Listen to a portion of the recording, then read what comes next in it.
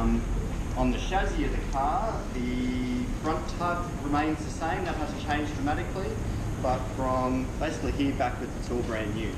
Obviously we've got a brand new engine in here, and they've had to make a lot of changes to get that into the car. So on the front of the car, what they've managed to do, besides the cosmetic changes, the headlights, the front bumpers, lots of new aero work on the car. So you can see the sharp armouring down the front guard here, all designed to improve the aerodynamics of the vehicle.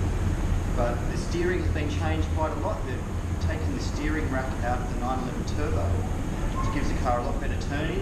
It's a lot sharper to drive.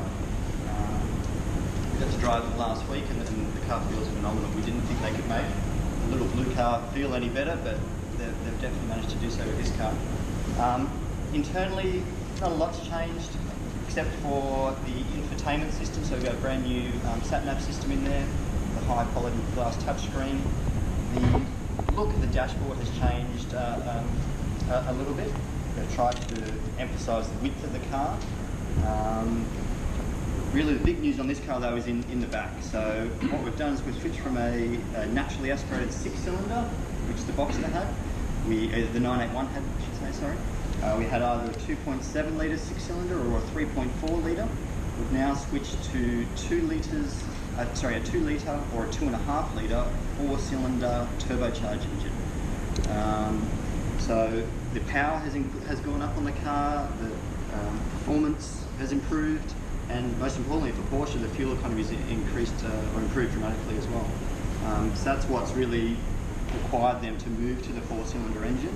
They had to start downsizing to meet the new emissions targets. So the car's Euro 6 compliant now, and that will run into the foreseeable future. So we're good for another 4, 5, 6 years or so. Obviously with the turbocharged engine, they've had to change the plumbing a lot on the car. So we've got an intercooler sitting on top of the car now, and that actually sits directly on top of the engine in the middle. Air intake still on the side, like in the previous generation models.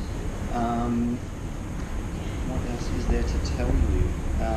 The engine itself, in our basic car, our standard Boxster, I mentioned it's a 2 litre configuration. That engine actually shares its internal dimensions with our Le Mans winning 919 hybrid race car. So Porsche have found what they call the perfect bore stroke conrod length configuration. So that's the internal dimensions of the engine.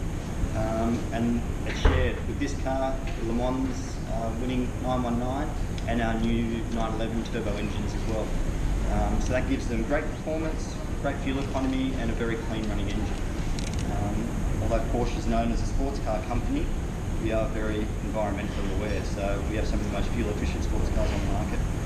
The standard Boxster, for instance, comes in at 6.9 litres per 100.